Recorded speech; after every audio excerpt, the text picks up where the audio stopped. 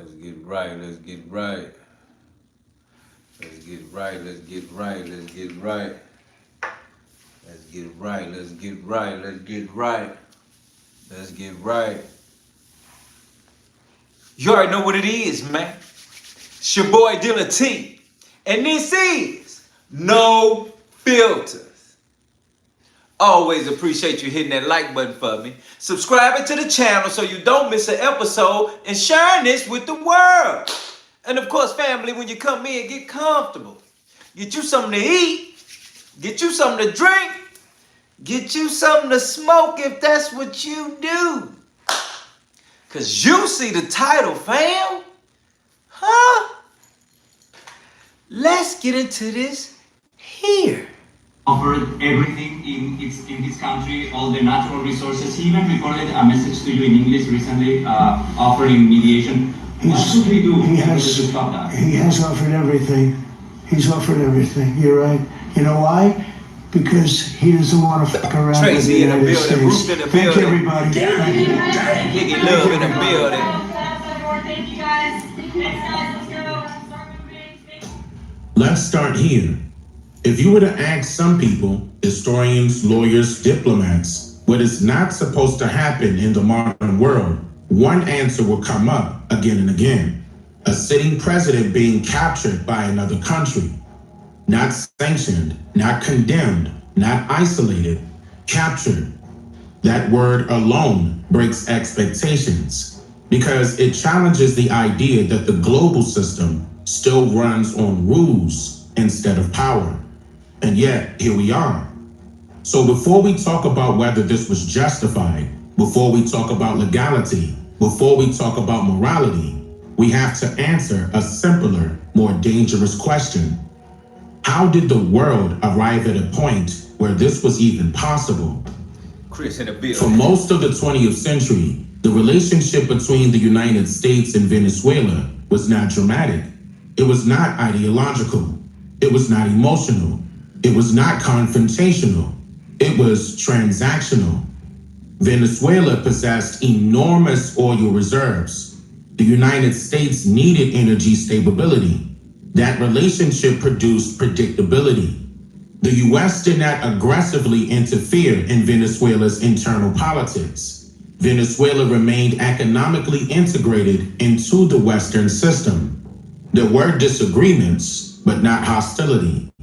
And that matters because it tells us something very important.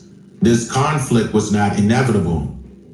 Everything changed in 1999. That was the year when Hugo Chavez became president of Venezuela. Chavez did not quietly assume power. He did not reassure Western institutions. He did not maintain diplomatic ambiguity. He openly rejected U.S. influence. He framed Venezuela as a nation that has been exploited. He positioned sovereignty as resistance. He described American power as imperialism. This was not just a speech, this was policy. Oil policy was restructured. Military cooperation with the United States declined. Foreign alliances shifted away from Washington. From the U.S. perspective, Chavez was disabling. From Venezuela's perspective, Chavez was reclaiming control. Both sides believed they were reacting defensively. That misunderstanding would never be resolved. In April 2002, Hugo Chavez was briefly removed from power during a coup attempt. Within days, he returned. The Venezuelan government accused the United States of supporting the coup. The United States denied direct involvement. But the long-term effect had nothing to do with proof. It had nothing to do with belief. From that movement forward, Venezuela's leadership operated under one assumption. The United States was willing to remove them. Once that belief takes hold, trust does not recover. Every protest becomes suspicious. Every criticism feels coordinated. Every sanction feels preparatory. This is how paranoia becomes policy. From 2002 onward, the relationship hardened. Venezuela moved closer to non-US allies. The United States became increasingly critical of Venezuela's governance. When Hugo Chavez died in 2013, Nicolás Maduro inherited not just power, but unresolved conflict. The economy was already fragile. Political polarization was already extreme. International trust was already broken.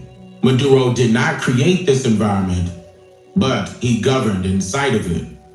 Under Maduro, protests intensified. The government responded with force.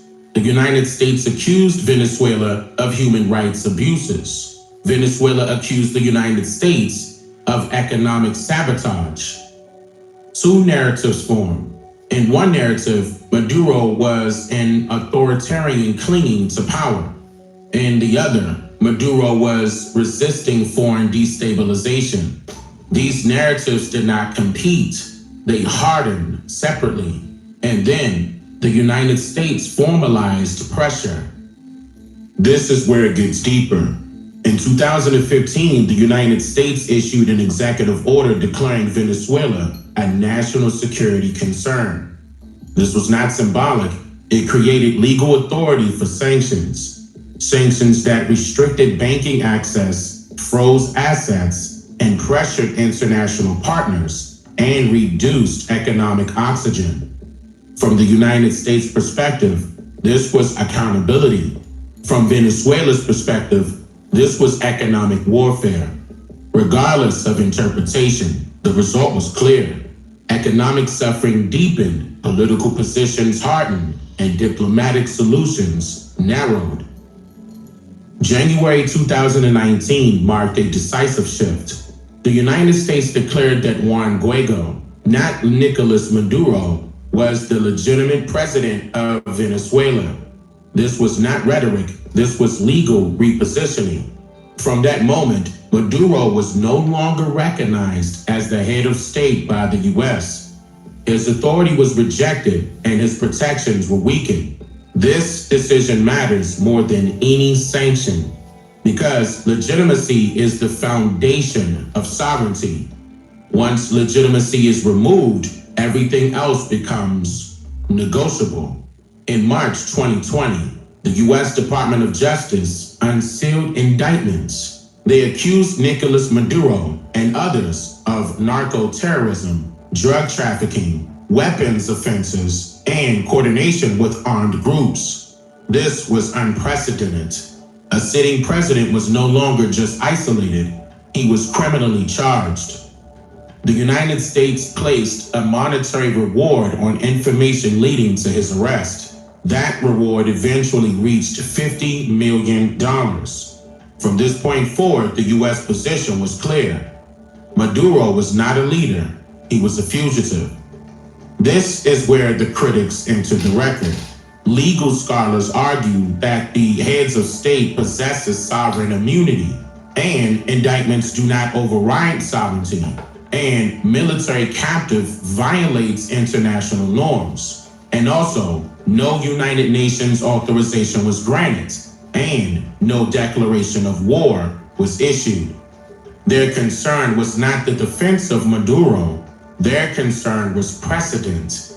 If one nation can seize another nation's leader under criminal framing, the global system changes.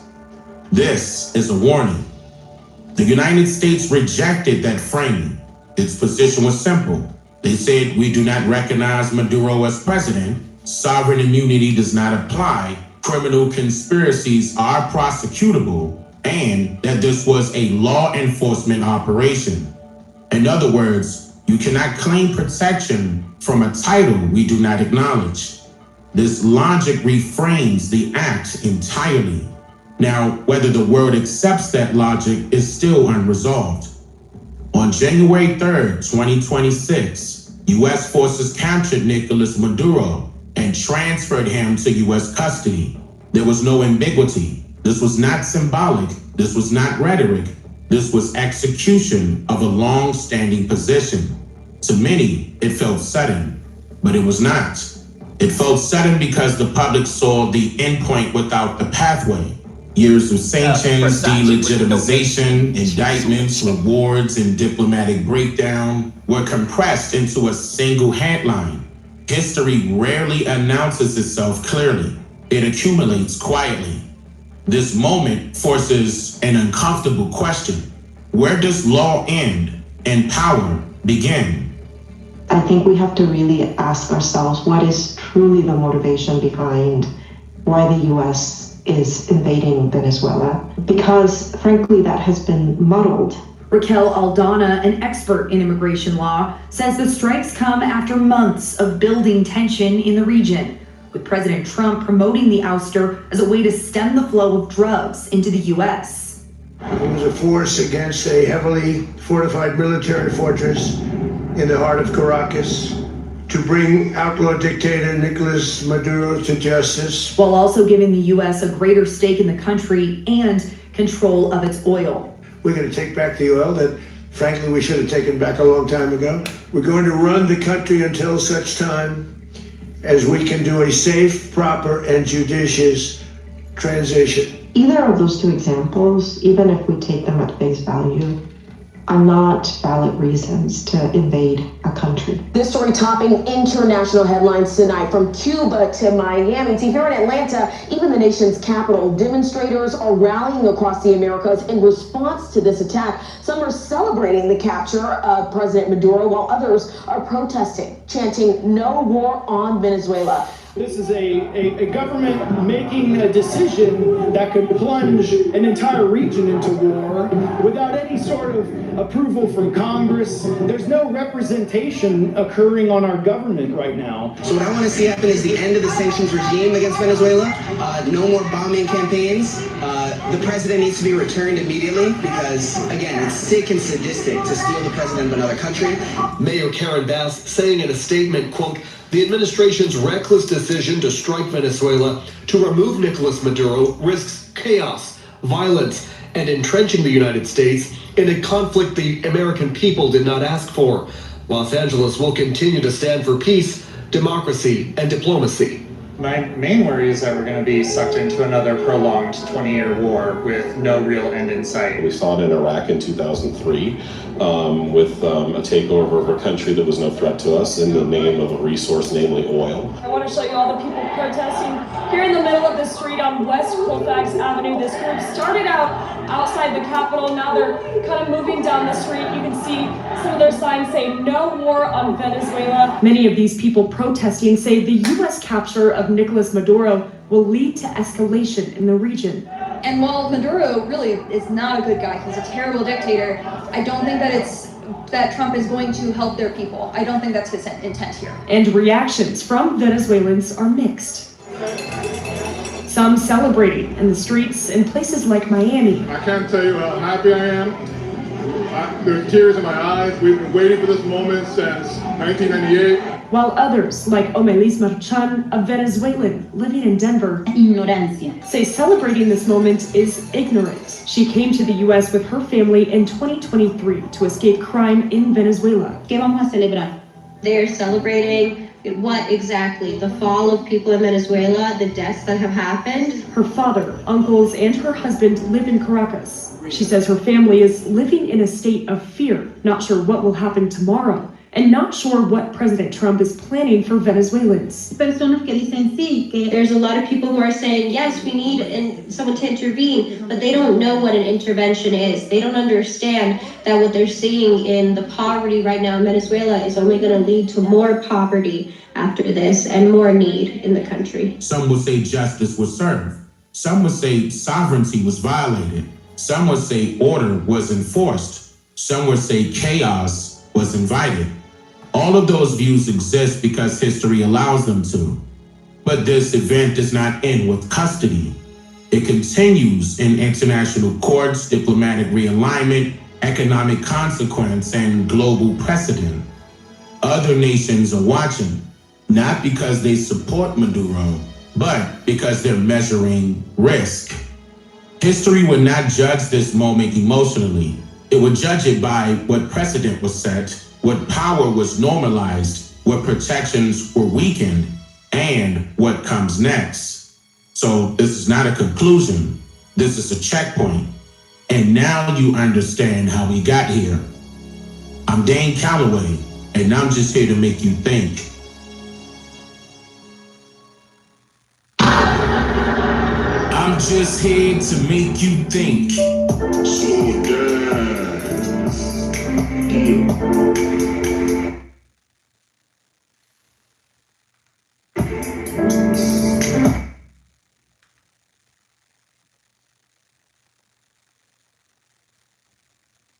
Losing it this morning as Donald Trump is losing it this morning as an emergency United Nations Security Council meeting has been called into session. Donald Trump is making post after post while this United Nations Security Council meeting is taking place. Trump is posting about the 2020 election, and he continues to spread 2020 election lies, saying that the election was stolen from him. At the same time, the Security Council meeting is taking place, where we're hearing from Michael Waltz, Donald Trump's ambassador. A crisis of truth in this country.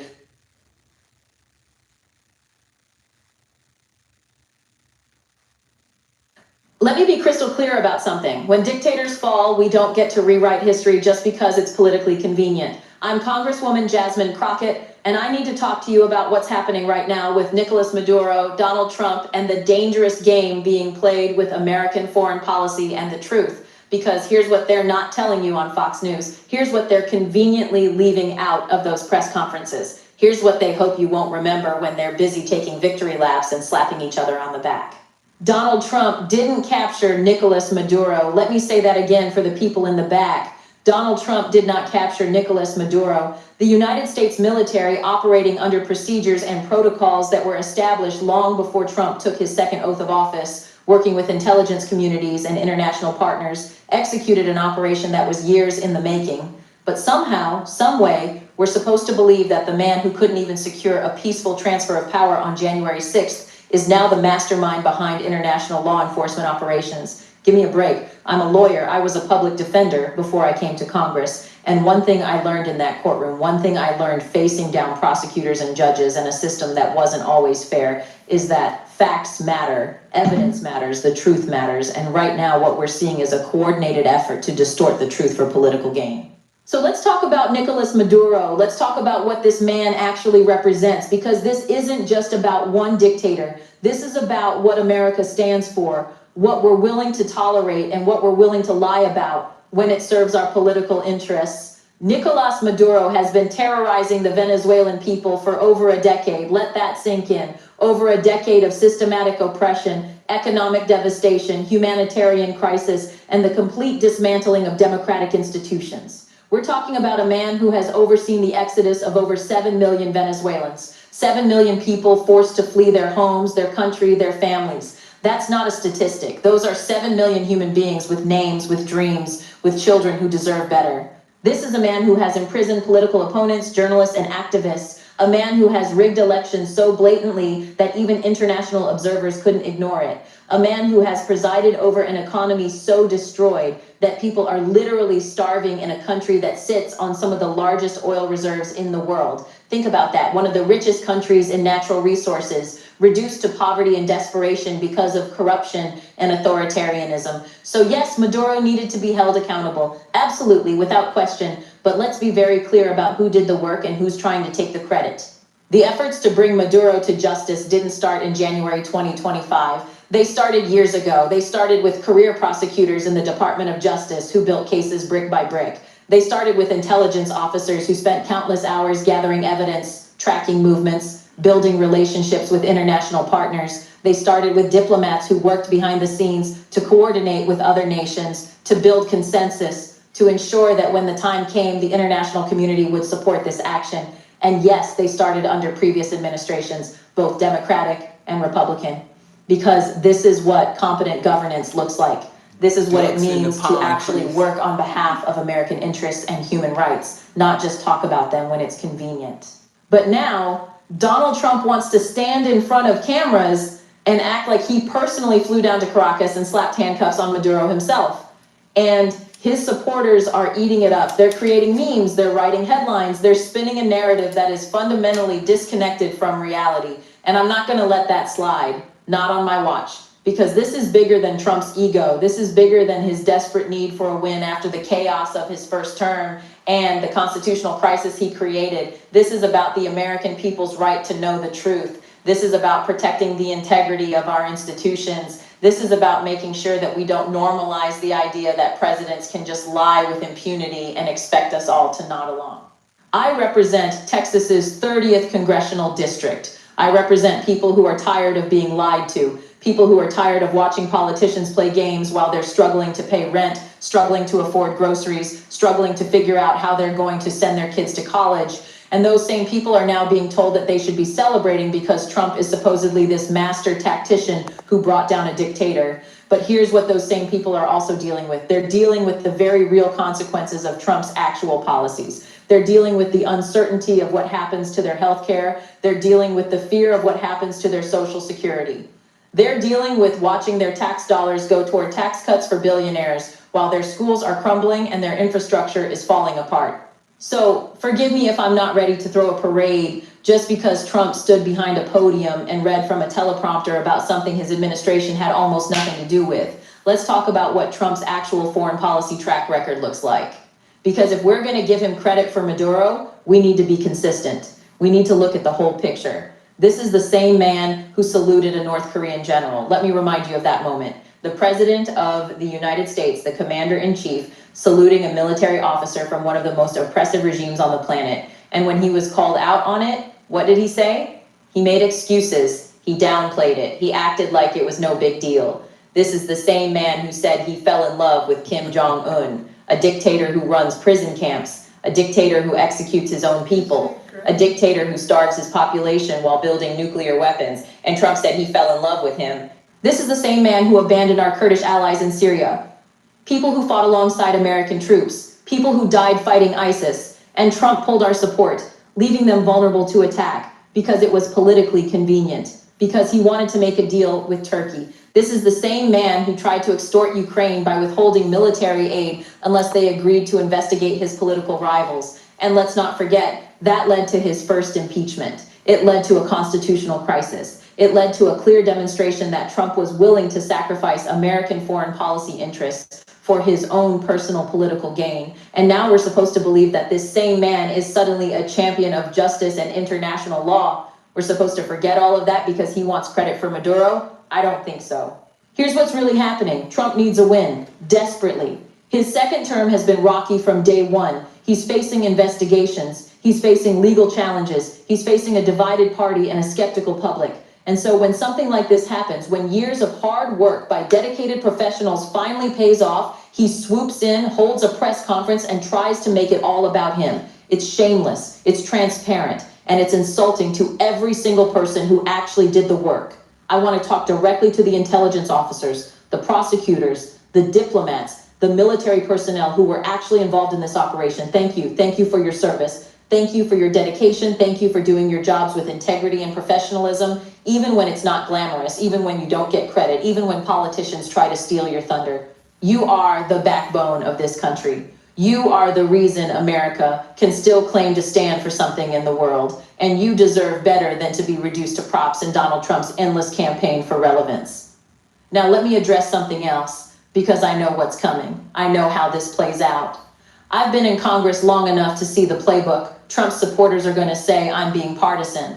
They're going to say I'm just attacking him because I'm a Democrat. They're going to say I'm being divisive or unpatriotic or whatever buzzword they focus group this week. So let me be very clear. This is not about partisanship. This is about truth. If Trump had actually done something praiseworthy, I would say so. If his administration had actually led this effort from the front, if they had actually been the driving force behind Maduro's capture, I would give credit where credit is due. That's what leadership looks like. That's what integrity looks like.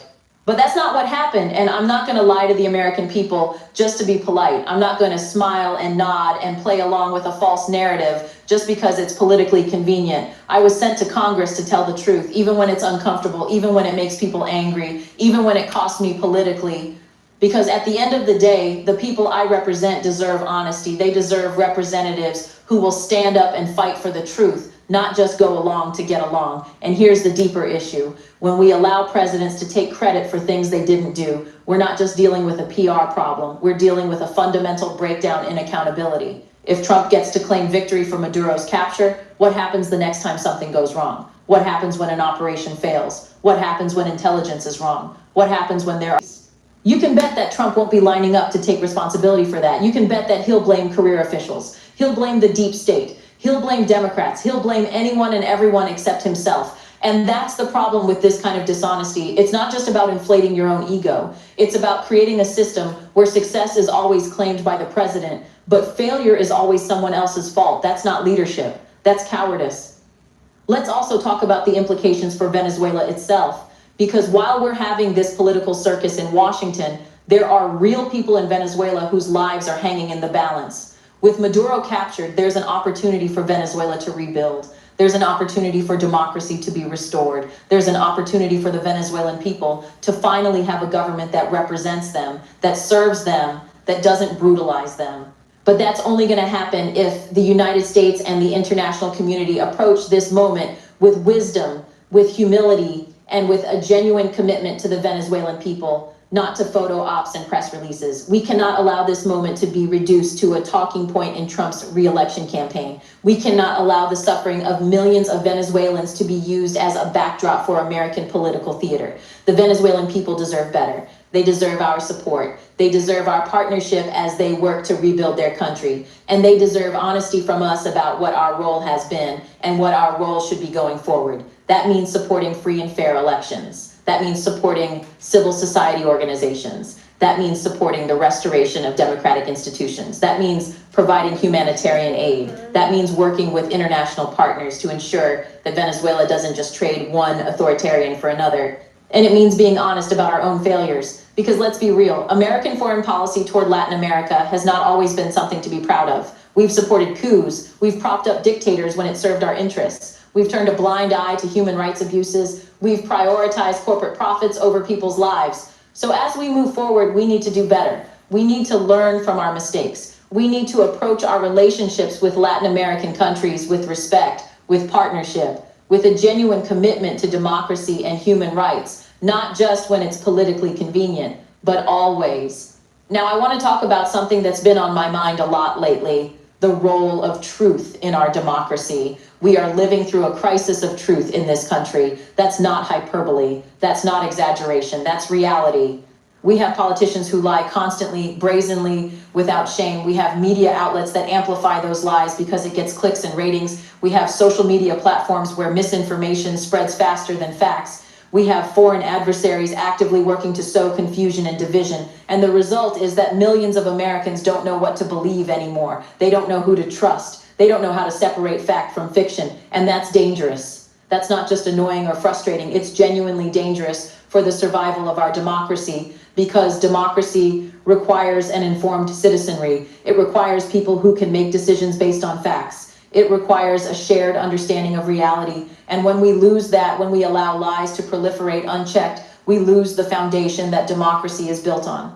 So when Trump lies about Maduro, it's not just about him taking unearned credit. It's part of a larger pattern. It's part of a systematic effort to undermine truth itself. And I'm not going to stand by and let that happen. Not in my Congress, not on my watch. I took an oath to support and defend the Constitution of the United States. And part of that Constitution is the First Amendment, which protects freedom of speech and freedom of the press. Those freedoms are meaningless if we allow lies to drown out the truth. Those freedoms require us to be vigilant, to hold liars accountable, to insist on facts. So that's what I'm doing. That's why I'm speaking out. Not because I'm partisan, not because I'm bitter, not because I'm trying to score political points, but because I believe in America. I believe in what this country can be, and I believe that we're better than this. We're better than a president who lies for applause. We're better than a political system that rewards dishonesty. We're better than a media environment where truth is just one option among many. Let me tell you something about where I come from.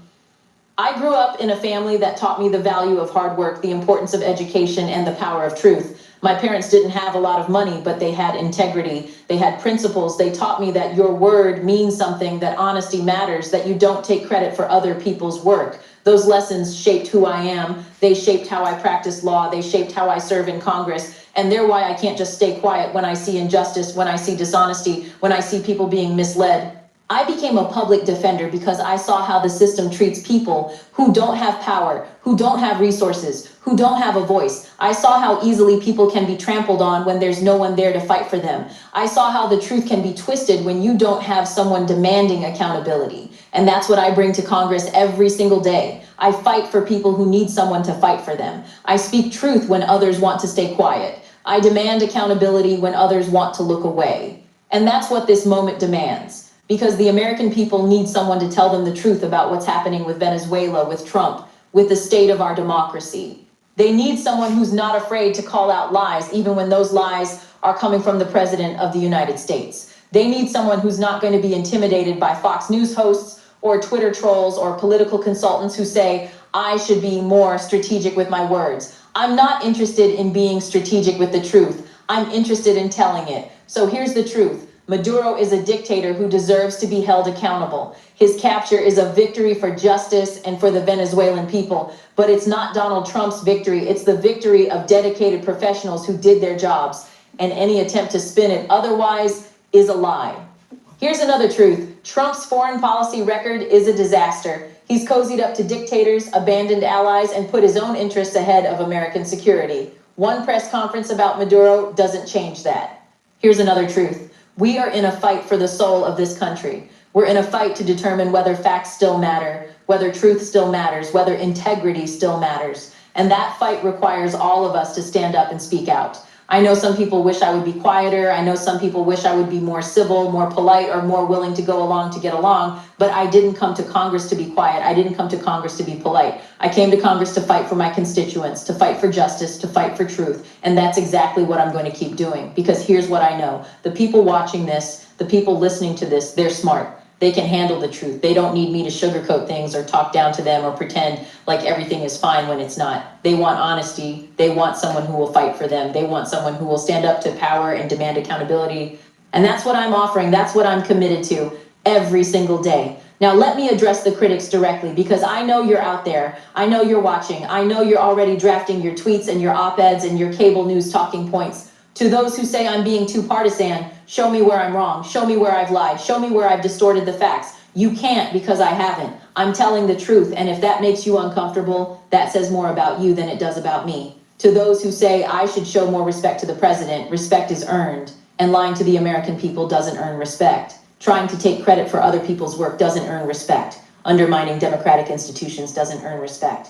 I'll show respect to the office of the presidency by holding its occupant to the highest standards. I'll show respect to the American people by telling them the truth. That's what real respect looks like. To those who say I'm being divisive, I'm not the one lying. I'm not the one spreading misinformation. I'm not the one trying to rewrite history for political gain. If calling out lies is divisive, then I guess truth itself is divisive, and I'm okay with that. We're not going to unify this country by pretending lies are true. We're not going to heal our divisions by abandoning facts. We're going to move forward by insisting on truth, by demanding accountability, by refusing to accept dishonesty as normal. And to Donald Trump himself, I know you're not going to like this. I know you're going to tweet about me or Truth Social about me or whatever platform you're using these days. I know you're going to call me names. I know you're going to try to diminish me, and I don't care.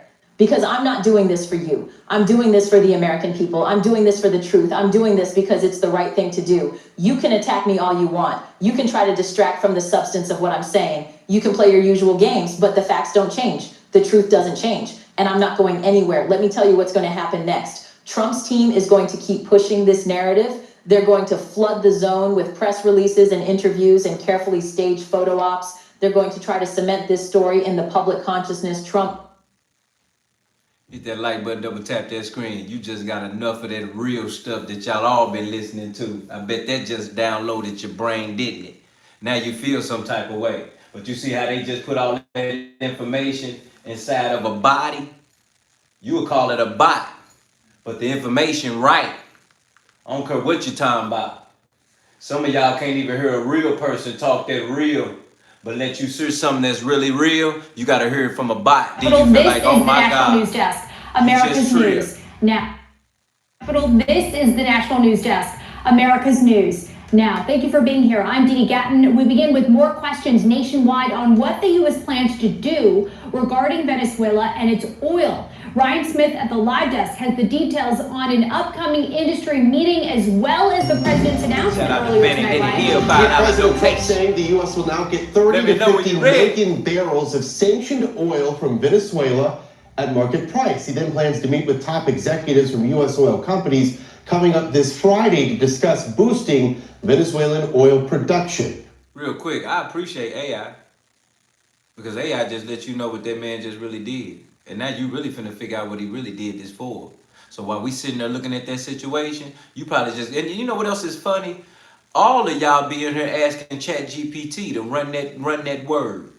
All of y'all be in here talking about what's up AI all day. You better shut the talking in here right now about some AI when you sit there all day asking Chat how to live.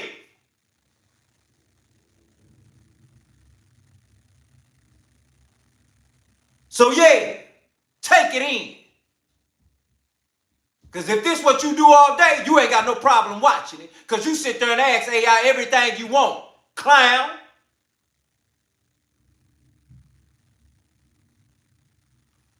And you still listening. You can't even follow your own method, but you will ask AI how to walk left and right, how to shit, how to piss, how to breathe. I should run it back. I'm mad because his mouth in here about the same things you all do. Don't talk about AI, but yet you ask AI for life. And I keep telling y'all that's the fight. AI is your fight. And you see AI right here on this screen talking like it's nothing. Can run that thing down. Oh no. I'm mad at those that choose to talk like they know what they talking about. If you not dealing with ChatGPT or if you ain't never asked AI for nothing, fine. But if you in here pulling up and every day you got a ChatGPT ready to ask somebody for something, you better shut up right now. Because at the end of the day, you still being ran by AI and all functions going on in your life. So if you mad about AI, you better get used to it. Because all of you all somehow, some way be asking AI how to live. All of you all ask AI what to do. All of you all, and me, I've asked even more.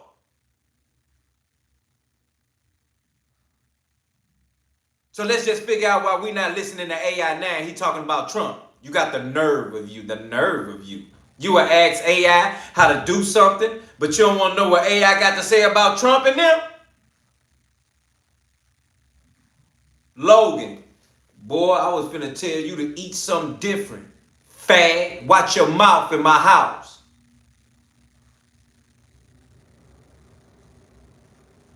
Other than that, kick rocks, or I'll stay here and get talked bad to as if I wanted you to, you hear me? As long as you stay here, you benefit me in my house. So you can talk all day, but as long as you stay here, you benefit me. So I appreciate you. Stay in here, keep talking. But I want you to know, shut up in here about AI. Because half of you deal with AI all day. So I don't want to hear your mouth about AI because half of you ask AI how to live. How to breathe. How to do this, how to do that. That's all you do is AI. So shut the fuck up in my house about AI. Because I want to know what AI got to say about you. Just like they had to say about Trump. Matter of fact, let's type you in AI, see what they got to say. Since you type them in and ask them every day. But you got mouth about what I'm coming up with right now, what I'm about to bring to you. Because the truth is, I wanted you to see that and you knew that there was AI. Because I wanted you to know how much mouth and how much real is ran about this situation. But the good part is you see how undercover we all are? You see how undercover we are, Chris? This is how undercover we are. You all can deal with AI all day. But the moment we turn it on and I give it to you, you like, woo! He know that's AI, right? Stupid motherfucker, you think I don't know that's that? You see how our mouth moving? No breath, can't breathe? What are you talking about?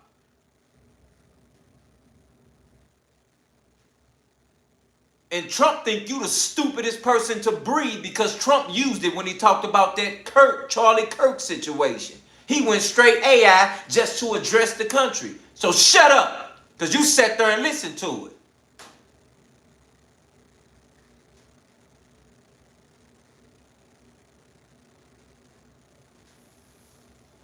Who ain't got no vehicle?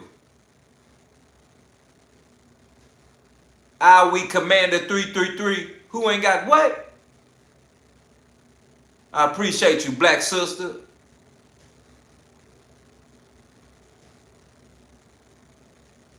Watch your mouth in my house, coming in here with all that mouth. But you in my house. Kick a brick. AI. You niggas chat GPT all day and night.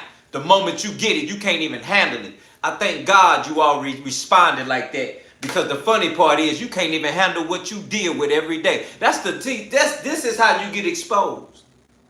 Because you all do these things on the low.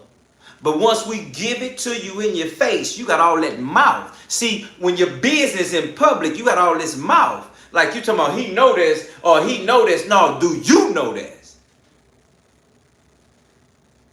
This is the great part about a lesson being learned. Hit that like button, double tap that screen. Subscribe right now. Become a member today. It's free. Trust me, it matters. We saving your life. Be real with yourself. Let me say that again for the stupid people in the back. Be real with yourself. Half of you all are AI living. That's all you doing is AI this, AI that, AI everything. But the moment I put it on, you can't handle AI. But yet y'all all tune into AI to get how to walk, talk, breathe, eat, piss.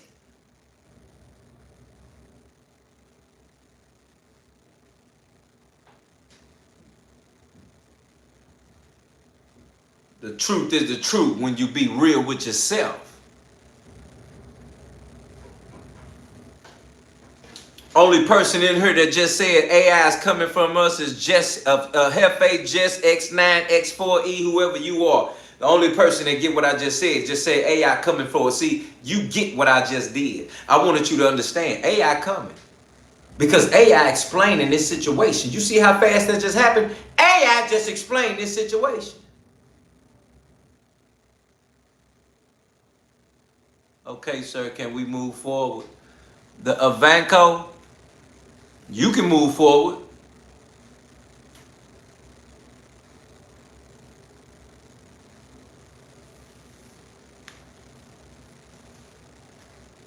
President Trump celebrating the mission to oust Venezuela's leader, Nicolás Maduro, again today on Capitol Hill. The only people with lights were the people that had candles. It was just off. So we sort of got him a little by surprise, but it was brilliant tactically. It was an incredible thing. Trump there lashing out later at Democrats for expressing concerns about how that operation went down to capture Maduro, arguing that the ousted leader, quote, killed millions of people. Democrats on the other side here point to the lack of congressional authorization and what will happen next. They think they can do step 1, take out Maduro, and they have no idea what steps 2 through 10 are going to be, which gives all of us a great deal of worry. Now to Florida tonight, where its Governor Ron DeSantis says Maduro should face criminal charges in his state, saying, quote, he would empty his prisons, send them to America across the border, and wean it up with some of these people in Florida, Trendale Rockwood gang members. Meantime, Maduro and his wife are being held without bail in New York City. They are pleading not guilty to narco-terrorism charges. 1 in 3 Americans approve of President Donald Trump's military operation to apprehend Venezuelan President Nicolás Maduro. This according to a Reuters Ipsos poll. However, nearly 75% say they are concerned about the U.S. getting too involved. Yesterday, Maduro and his wife appeared in a New York courtroom, both pleading not guilty to all 4 federal drug and weapons charges. They're due back in court March 17th. We knew this would happen. And now we want President Maduro back. And now we want to affirm that even though you kidnapped President Maduro, it doesn't mean that the Bolivarian Revolution is over. us about what is happening, because obviously, as I just mentioned earlier, Western media is not very reliable in general. It certainly isn't reliable when it comes to Venezuela. So what is happening? What happened during the attack? How did you experience it? Did you wake up to it? So yes, just to give you like a timeline of the things that happened, basically at around 2 a.m. in the morning, I woke up with the sound, with this tremendous loud explosion sound. Of course, I had no idea what was happening. It felt like an earthquake, like maybe the sky was falling down. I immediately got up, immediately went to the window. I could hear the explosions, I could hear the planes flying, but I couldn't actually see them. But I knew they were close, and I knew that something bad was happening because the sound was like something like I've never heard before. Immediately, friends and family began calling me. We began exchanging messages and phone calls, just trying to understand what was happening. We all knew that this was something bad. There was a part of me that already knew that this was most likely a U.S. military aggression, but of course we needed to remain calm, so I just tried to wait until there was absolute confirmation. In the meanwhile, I was seeing videos and photos on social media of people like me who woke up to these loud sounds, and they looked out the window and they saw that there were explosions around where they live. And so in total, there were like 6 places in Caracas that were hit by U.S. strikes. Not only military complex places, because the U.S. is saying that they only hit these military sites, and that's not true. They actually also hit civilian areas, urban areas, civilian populations. For example, they mentioned Fuerte Tiuna, which is a military complex, but Fuerte Tiuna is not just a military complex. It has a lot of residential areas around it. So the strikes were actually quite tremendous, and they actually caused some civilian casualties, which we will have a balance about it soon enough from the Venezuelan government. So that's what happened. Around 3 a.m. in the morning, we got like the first confirmation from the Venezuelan government that indeed we were under military attack. The communique said that it called the people to just remain. That's basically the journalist that was working over there in Venezuela, trying to let you know what was going on and how they did it. George Soros, Bill Gates, and many more are pursuing a depopulation agenda. Poison in the food, fake. Wow.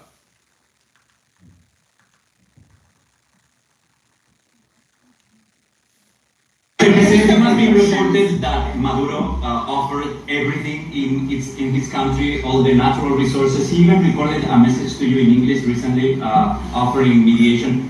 What should we do to stop that? He has offered everything. He's offered everything. You're right. You know why? Because he doesn't want to fuck around with the United States. Thank you, everybody. Thank you. Thank you, everybody. Thank you, guys. Thanks, guys. Let's go. Start moving. Let's start here.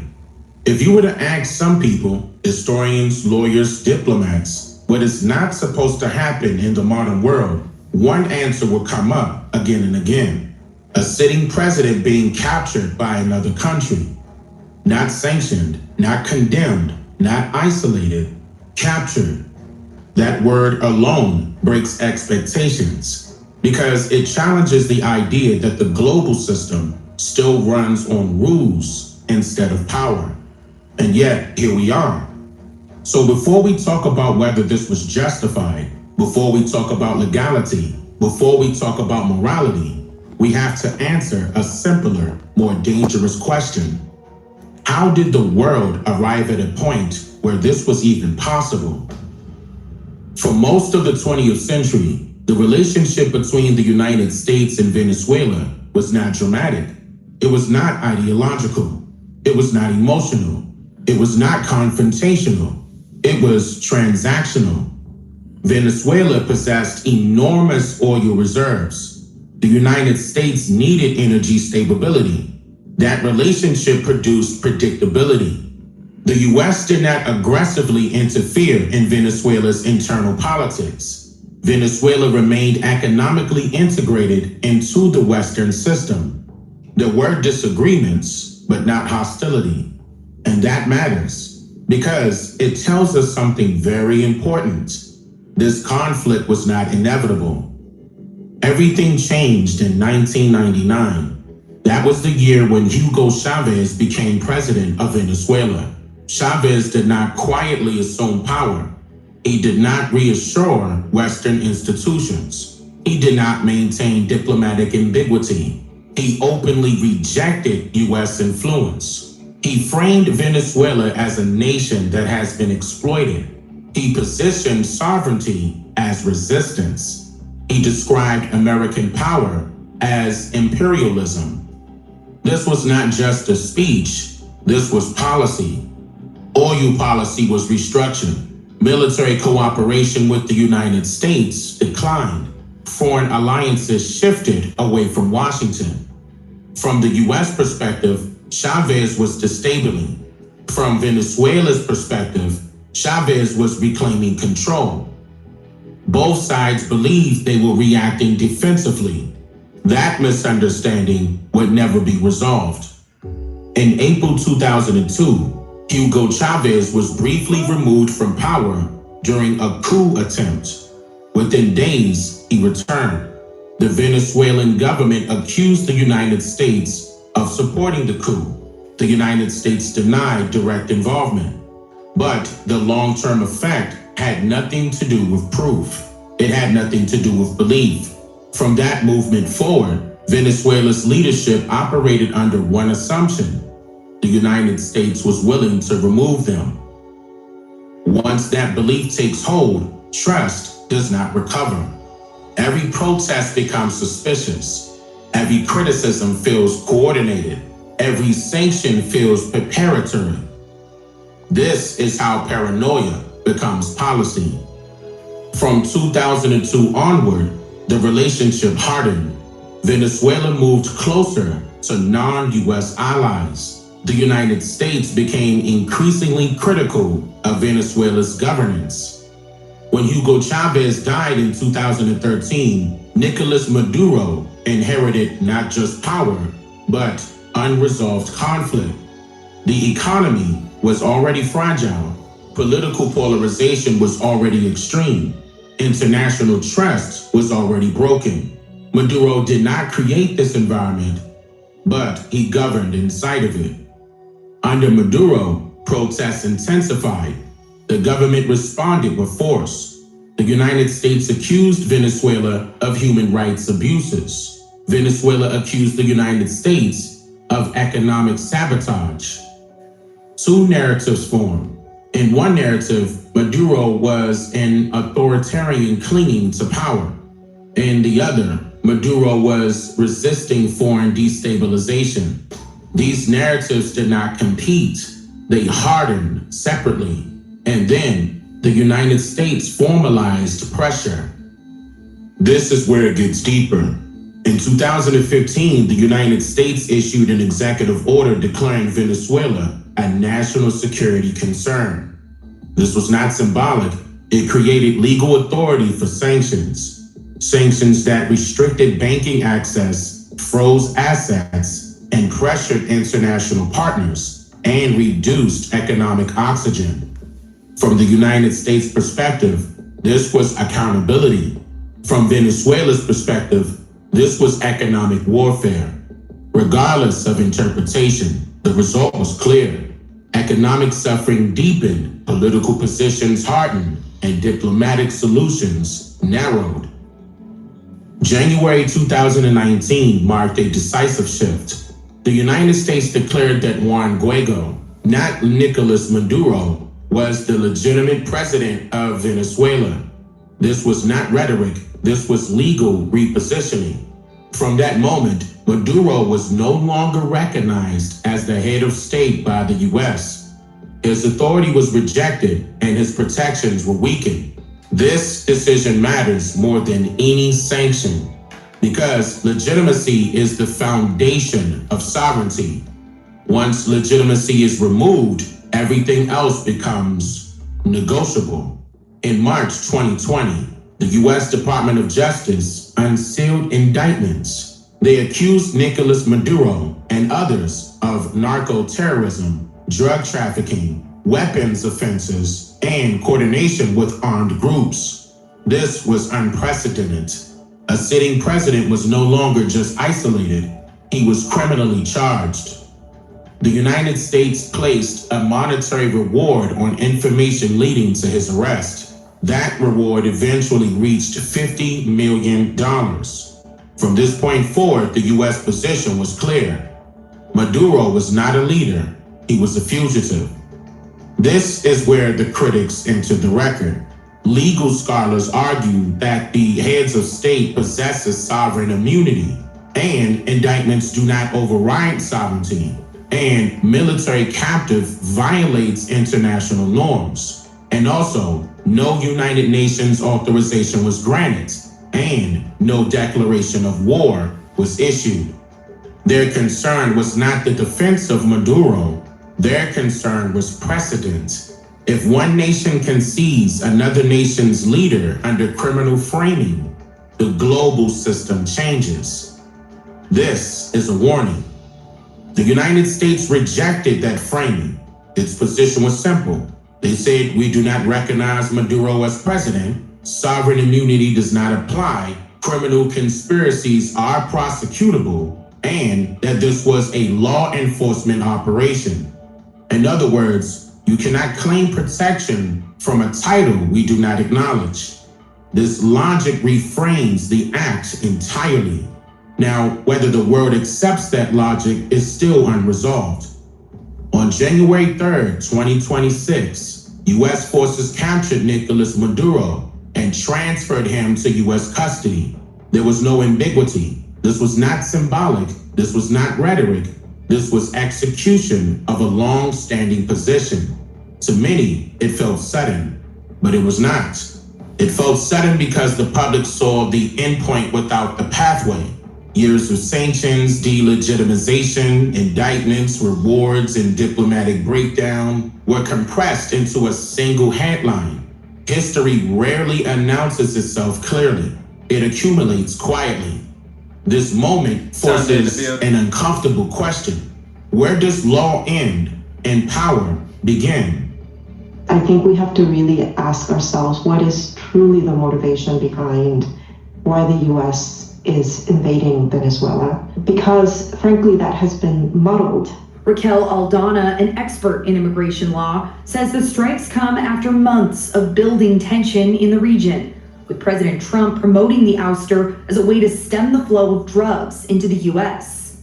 It was a force against a heavily fortified military fortress in the heart of Caracas to bring outlaw dictator Nicolás Maduro to justice, while also giving the U.S. a greater stake in the country and control of its oil.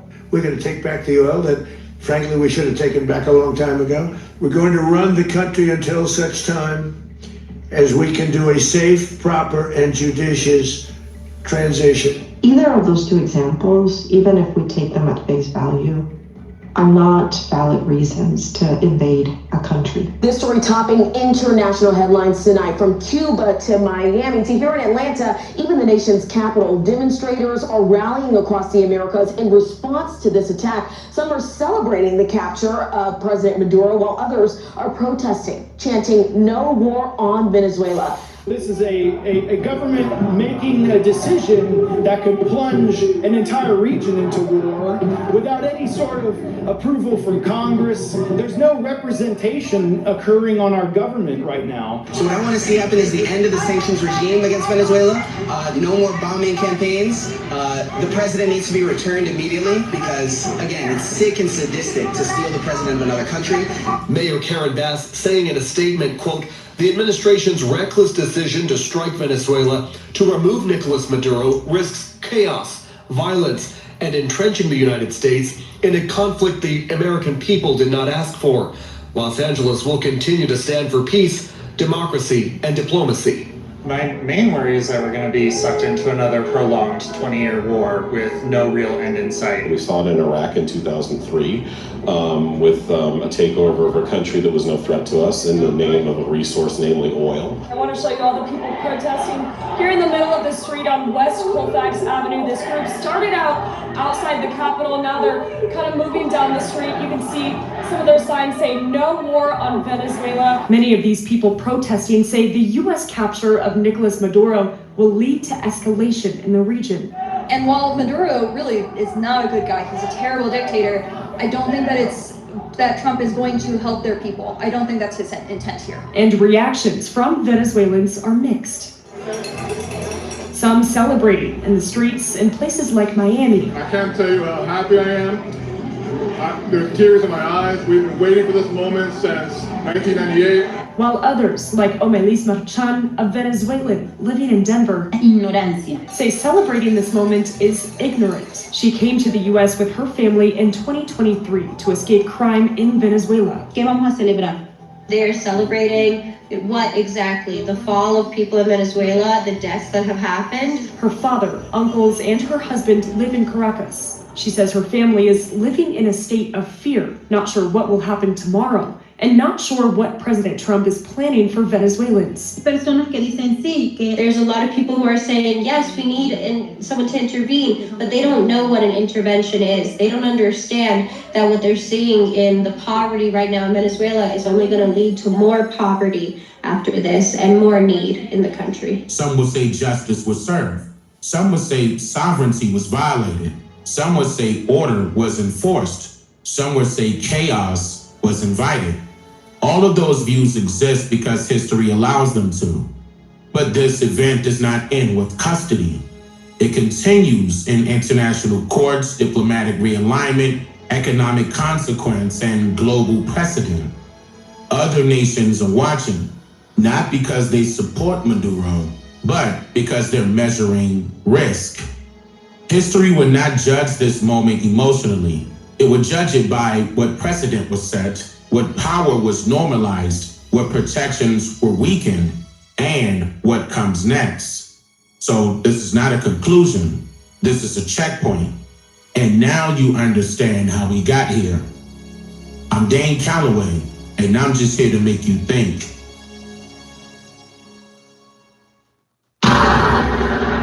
I'm just here to make you think. So guys.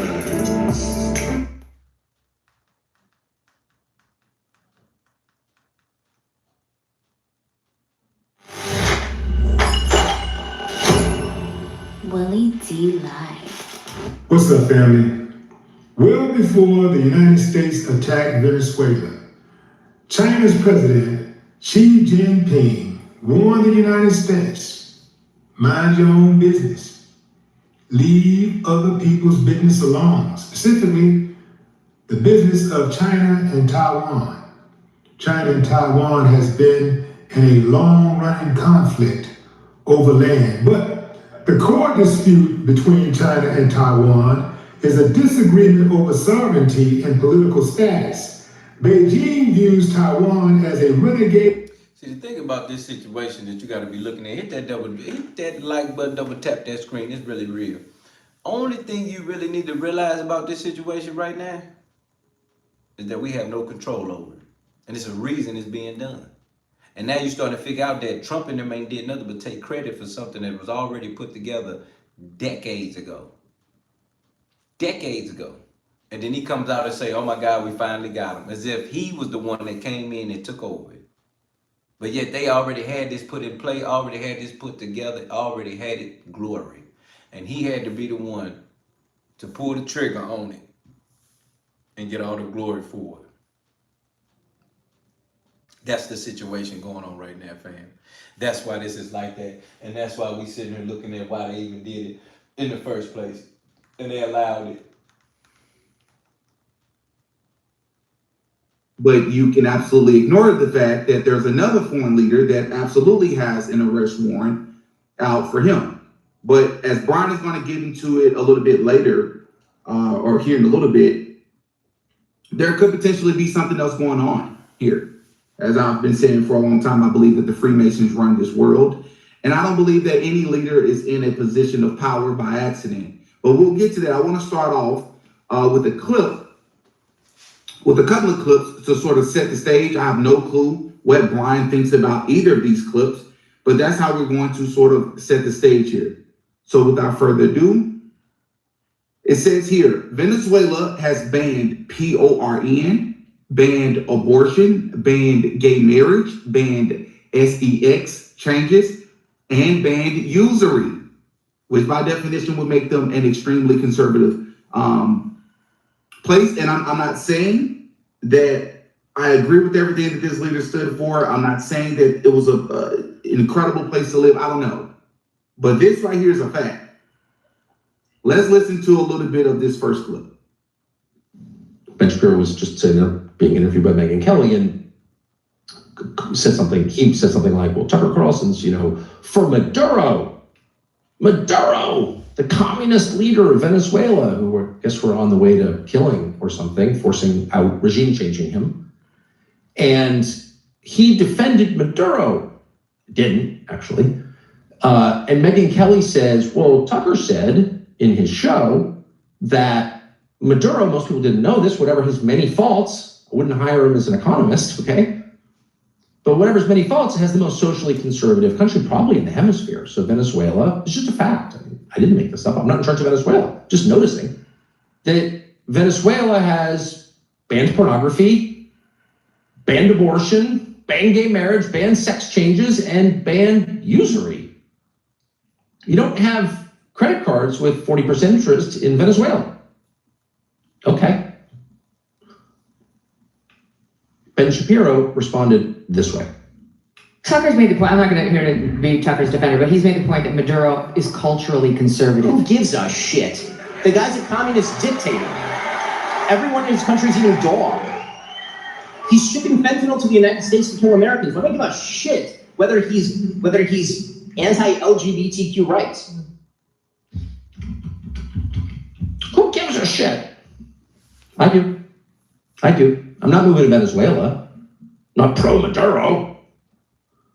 But I care about that. Why wouldn't I care about that? I've got kids. First of all, I'm against abortion. Sorry, unpopular. I feel that way. I think it's really sad. I would personally become poorer to end abortion, voluntarily become poorer to end abortion in the United States. That's not a choice. Don't want to become poorer, but I would because I care about it. Maybe you don't. Maybe you're offended that I do, but I care about it. Lots of people care about it. I don't think pornography is good. That really hurts people.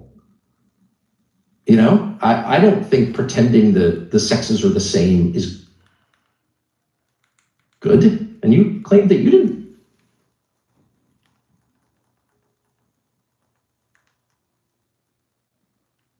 Ambassador to the United Nations, who's saying that the Western Hemisphere should be controlled by the United States. And the reason that we invaded Venezuela was to take their resources, and we are going to assert the same type of right across the Western Hemisphere. There's no mention of the UN Charter. There's no mention of sovereignty. This is just utter imperial.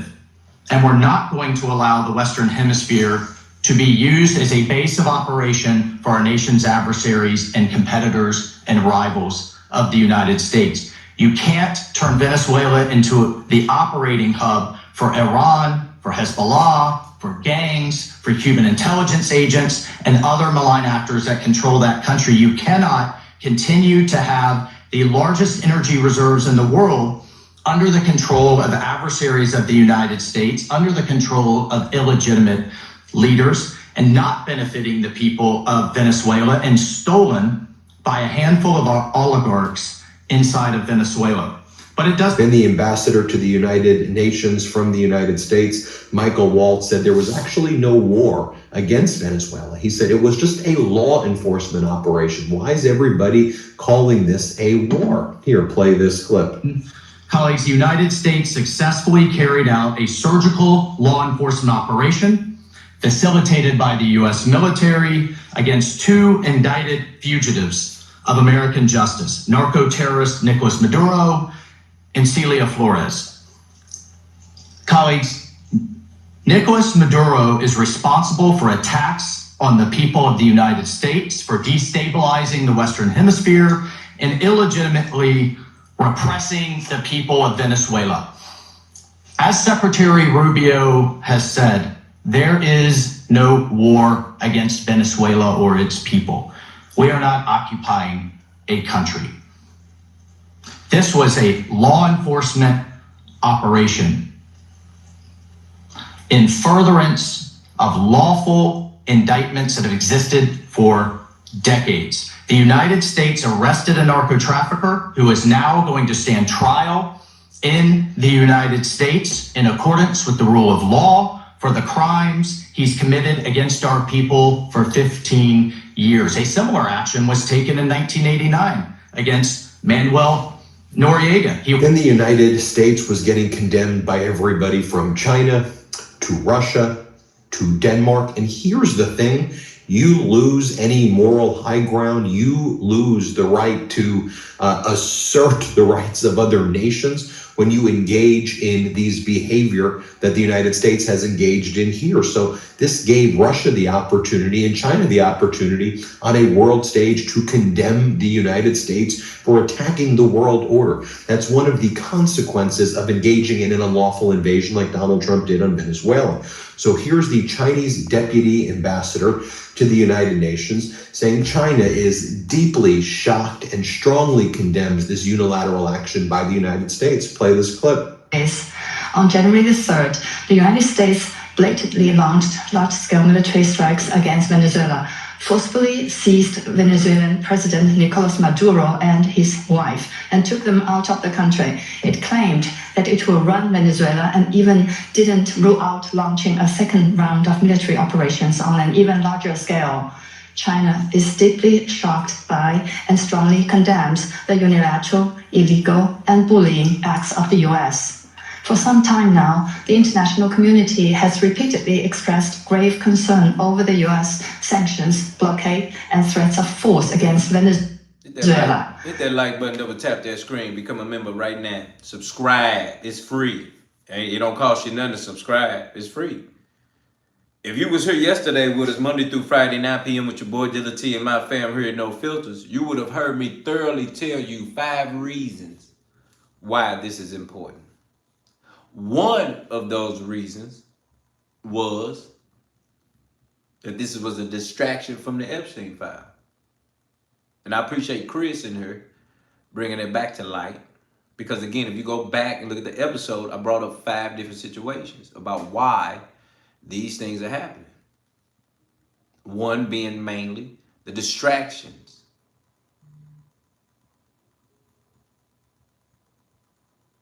And those distractions are at a high level. And then on top of that, you got to understand something. They still have more Epstein's files to release. Okay? More to be retracted, and to be unretracted. But the point I'm making is this doesn't matter. This Venezuela situation doesn't matter. And the reason why I'm telling you that it doesn't matter is because, again,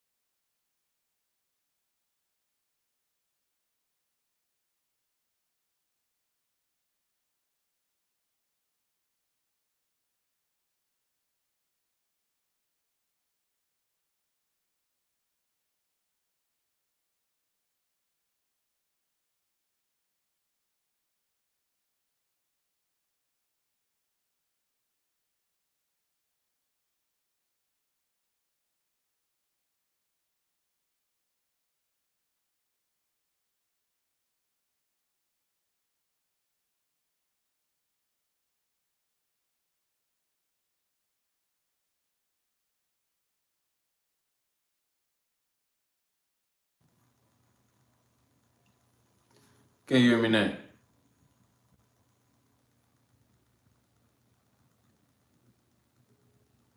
Oh my God. Can you hear me now? See, when I start talking really real, you see how they do me, fam? They just tune me out. You see how they do them? And now all of a sudden, I appreciate fam. Fam let me know we ready. But you see what I'm saying, fam?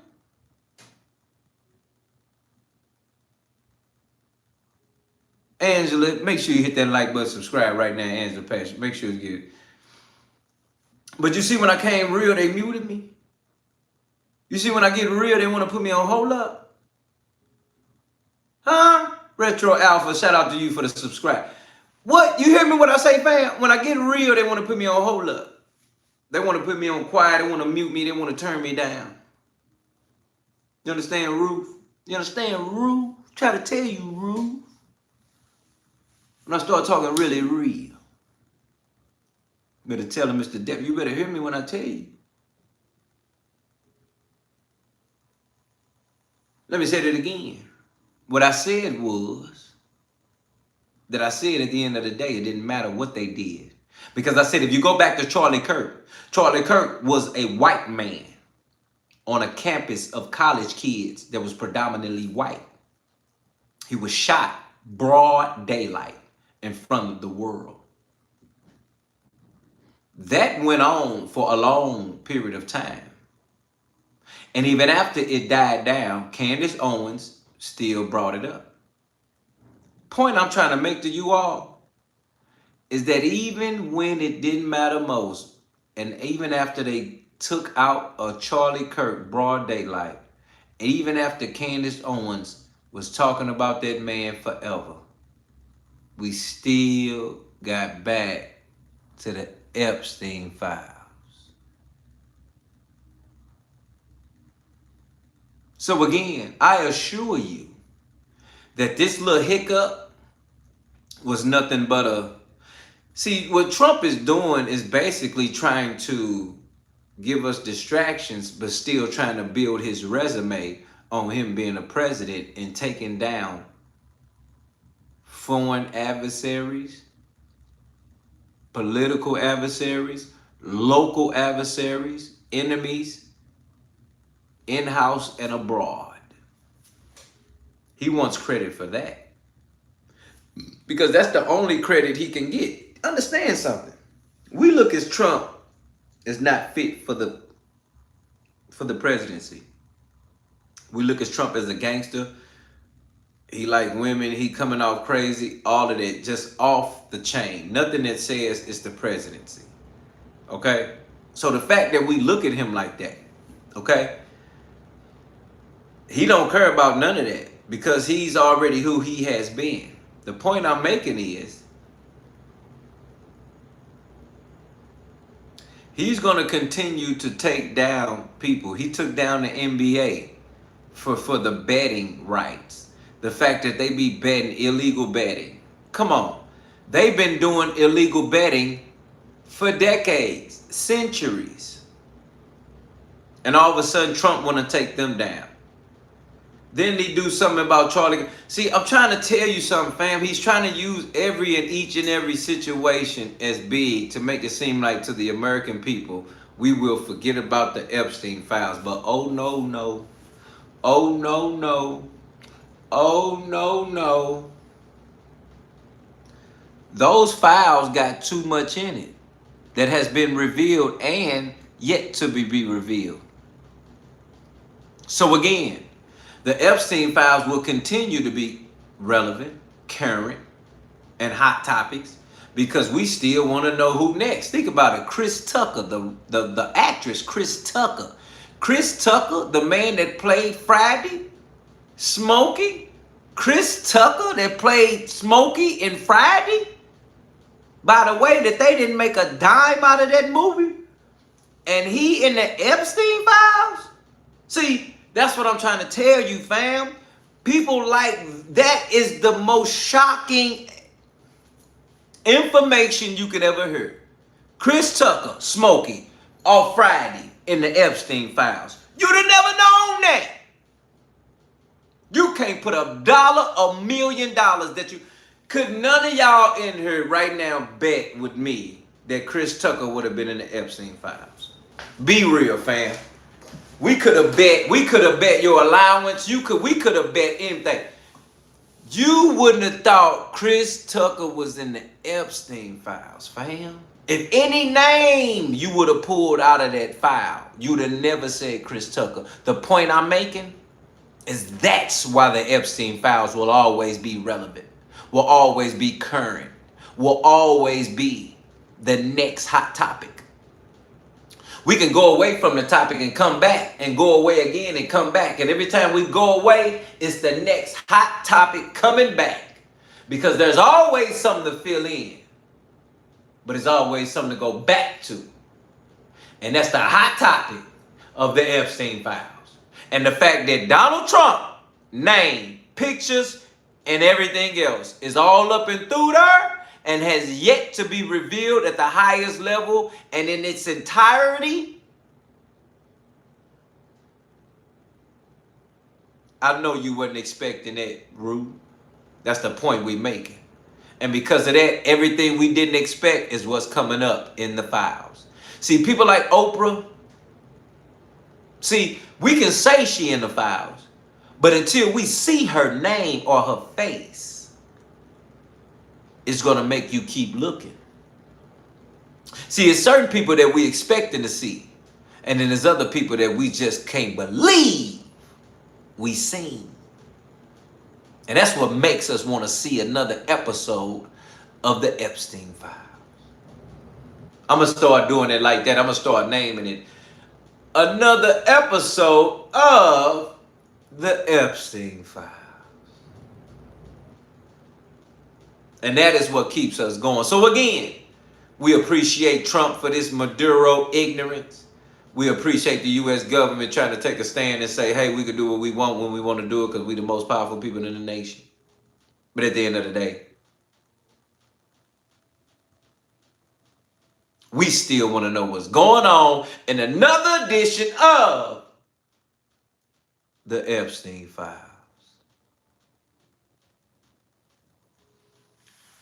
And that's a real thing, and it don't get no realer than that. You understand me? Because at the end of the day, we looking forward to another edition of the Epstein files. That's it. It ain't no shaking it. It ain't no nothing. When we get back to the regular scheduled programming, another episode of the Epstein files. Shout out to X Crunch. Subscribe, and shout out to you. Hit that like button, double tap that screen, subscribe right now. You already know what it is. You in here with your boy Dilla T and my fam here at No Filters. Let's get right, let's get real. We wrapping it up. The Council convened 2 emergency meetings during which Secretary General Guterres, many Council members, and countries in the region and beyond unanimously called for abiding by the UN Charter and the international law, maintaining calm and restraint, resolving disputes peacefully, de-escalating tensions, and safeguarding regional stability. However, as a permanent member of the Council, the U.S. has disregarded the grave concerns of the international community, wantonly trampled upon Venezuela's sovereignty, security, and legitimate rights and interests, and seriously violated the principles of sovereign equality, non-interference in internal affairs, peaceful settlement of international disputes, and the prohibition of the use of force in international relations. These principles constitute the fundamental tenets of the UN Charter and form the cornerstone of maintaining international peace and security. Now, normally in a situation like this, you would see allies of the United States speaking up, not here. Here's the Chinese deputy ambassador again urging the United States to abide by international law. I mean, to watch this United Nations Security Council meeting as an American and seeing American as alone, as the bad guy in the world, as the evil force in the world, it is really tragic to watch this. Here's the Chinese deputy ambassador play this clip. In Latin America and the Caribbean, and indeed internationally, China firmly opposes this, and the international community has also expressed widespread grave concern and strong condemnation. We urge the U.S. to heed the overwhelming voice of the international community, abide by international law and the purposes and principles of the UN Charter, cease infringing upon the sovereignty and security of other countries, stop toppling the government of Venezuela, and return to the path of political solutions through dialogue and negotiations. We call on the U.S. to ensure the personal safety of President Maduro and his wife and to release them at once. We support the Council in fulfilling its primary responsibility to maintain international peace and security, and we support all efforts by the UN Secretary General, regional countries, and organizations that contribute to promoting dialogue and de-escalating the situation. President, the lessons of history are a stark warning. Military means are not the solution. Let me tell you something right now. I need you to understand what's really real. It's only one way to do it. Tuning in, understanding the day that we seen what we went through, but we know that there's more to come. At the end of the day, don't forget, this is the distraction that we all need to know that they will continue to have throughout and through the week. Truly knowing what it is.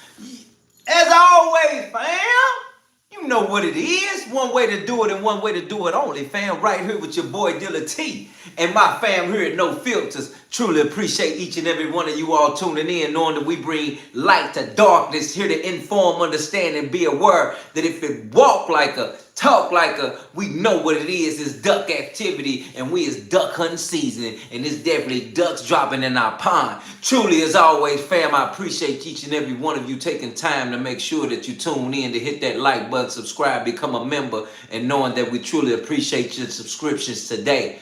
As always, fam, I truly appreciate you again.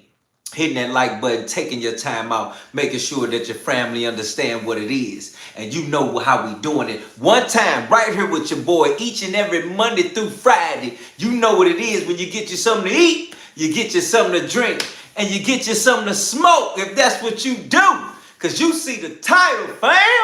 You are here with your boy Dilla T and my fam. And this is No Filters. Good night, family. Truly appreciate you. 2026. Y'all be safe. Any Love Savvy TV in the building. God bless.